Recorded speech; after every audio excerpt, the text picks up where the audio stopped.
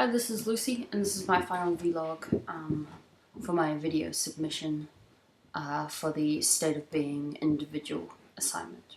What I decided to do for my individual assignment was I decided to create a 4-minute music video to the song Get Up by Barcelona. I settled on kind of a music video as a genre because I was really interested in creating a final work, something that was going to be kind of not experimental, and something that I had like examples of, or a genre that was restricting me. I found with a lot of what I've done recently is we've been doing like the 24 frames, 24 hours work, and I really enjoyed that, but I found what I produced as uncertain where it kind of sat in the design kind of spectrum type thing. I felt that by saying I'm going to create a music video, I had a genre to work in, but it's still an incredibly broad genre, and I still had something to aim for at the end in a final product that I know is relevant nowadays. And so I did a lot of research into kind of music videos to kind of work out what style I wanted to do and what was relevant nowadays. I found that there was a lot of kind of move toward theatrical music videos. So ones that had their own plot, they're like 10 minutes long, and they're theatrically costumed, and the people look amazing, and it's all very kind of over the top, and I find it almost detracts from the music video itself. And so what I really wanted to do is I wanted to draw kind of inspiration from maybe the slightly like smaller records that are coming out that aren't quite so extravagant. People are making really interesting kind of videos with that, and also drawing stuff from the 90s. Things like 1979, the song by the Smashing Pumpkins, or like Bjork. I'm not sure what the song's called, but I've got it in my workbook. But it's, yeah, absolutely, they're very much driven by emotion, opposed to a plot, or opposed to theatricality. It's very much an aid to the song, opposed to something that's going to take away or detract or distract from what's happening in the song. And so yeah, I pretty much set quite a lot of kind of barriers, so that I had like a really kind of narrow channel to work in, and then from there I could kind of morph out and try different things within that, because it's such a wide genre. So what I pretty much did is I said I was going to work with people and environments. I wanted the main focus to be on people, because that's what the song's all about. But there's also a lot of interaction with environments, and there's like that strange playfulness. So that's why I brought in like the projector and ideas of like Aberello Morel, who's like a fine arts photographer, and he does pinhole photography. And so what he does is he puts the camera inside and it faces out, and what it does is it takes the image of the exterior or the outside environment, and it then flips it and places it on the wall due to like strange physics type things, and then he photographs it, and so he ends up with these amazing kind of dreamy situations within a room. And so I wanted to use kind of that idea of having like a dreamy almost aesthetic. So there's like people projected onto people, and then place projected onto people, and then people projected onto place. So it's all very kind of uncertain, and there's no real line as to what's kind of correct and what's not, but it's still in a genre that's incredibly realistic, and it's still something that's incredibly viable because it's in a photographic medium.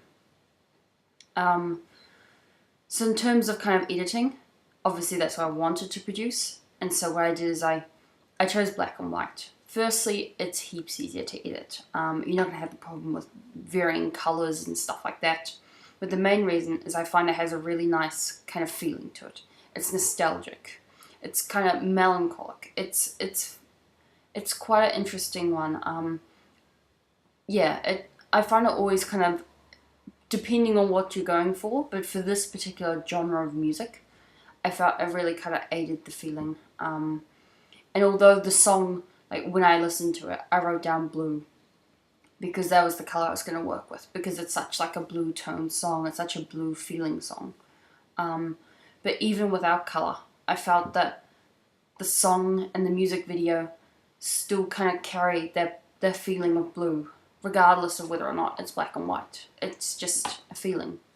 And And so yeah, I was really happy with that. In terms of the editing, what I did is I laid down a mark every time there's a piano in the song. And so I put the mark down in Premiere Pro, and every time there's a piano beat, I edited to that. So every time I had to cut a track, I'd cut it at that beat. That way that's why I kept the music and the images really cohesive. So you have an image that moves with the song. From there, it was then just a matter of getting the right ones. So create a sequence that moved smoothly and was cohesive and was really nice and visually good to look at. I had a lot of trouble with this, actually, truthfully. I obviously chose people and I chose place, but I chose extreme close-ups of places. So I chose fences, I chose streets. What you'll find is there are no real curves in close-ups. There are a lot of really angular lines, and that doesn't go well with the face.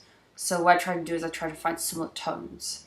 So like light patches, and I try and match that up with a light patch in the face so that they kind of merge together, and although not the same, they did create something that was visually similar for a second there. I also had a lot of play with kind of movement. And so if the face was turning slowly one direction, the road after it would turn that same direction.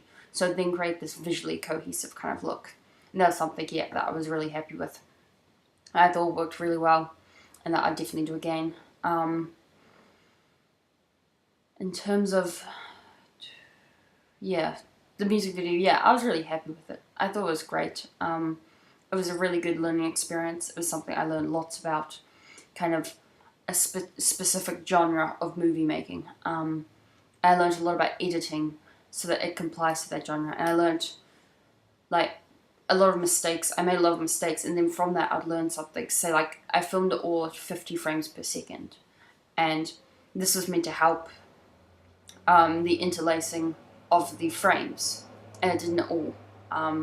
But then what I found is it was really good to be able to slow down the cars so that they were moving at the same pace as what you perceive the music to be, because that music is incredibly slow in tempo, and I found that the cars moving at full speed was way too quick, and so I found matching the speed of the cars and the thing really added that little last bit to the video.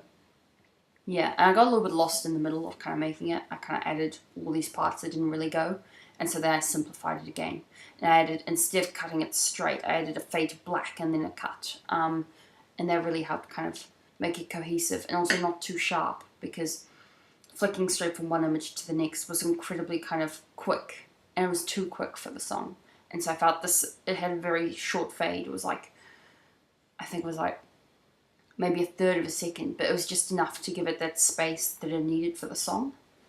So yeah, overall I was really happy with what I produced. I think the final thing is something that I would like to see as a music video.